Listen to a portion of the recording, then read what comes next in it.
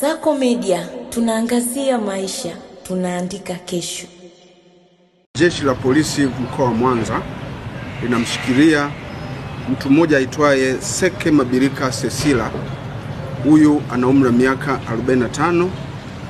Kazi yake ni mkulima na mkazi wa kitongoji cha Tinda, kata ya Mwabanza, wilaya ya Magu, kwa tuhuma za mauaji ya mke wake ambaye anaitwa Rahel Samuel Mabina, ambaye umri wake ni miaka 39, mkulima na mkazi wa kitongoji cha Tinda, kata ya Mwabanza, ambaye ameuawa kwa kushambuliwa kwa ngumi na mateke sehemu mbalimbali za mwili wake.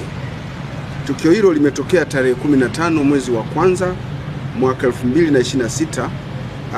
Ilikuwa ni majira ya saa 1 za asubuhi huko katika kitongoji cha Tinda, kijiji na kata ya Mwabanza, wilaya ya Magu, baada ya kutokea kwa ugomvi wa kifamilia baina ya wanandoa hao.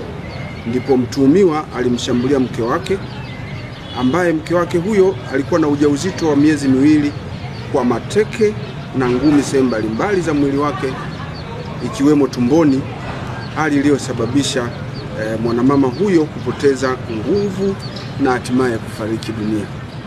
Taarifa kuhusiana na tukio hilo zinaonyesha kuwa marehemu alikuwa ni mke wa 3 wa mtuhumiwa na wamebahatika kupata mtoto mmoja.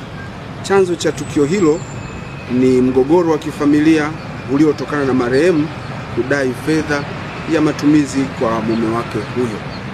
Mwili wa marehemu umehifadhiwa katika chumba cha kuhifadhia maiti katika hospitali ya wilaya ya Magu kwa uchunguzi wa kitaalamu.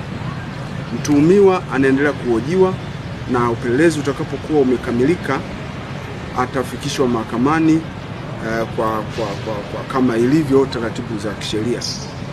Jeshi la polisi katika mkoa wa Mwanza kuhusiana na tukio hilo linawahasa wananchi kujiepusha na vitendo vya ukatili wa kijinsia.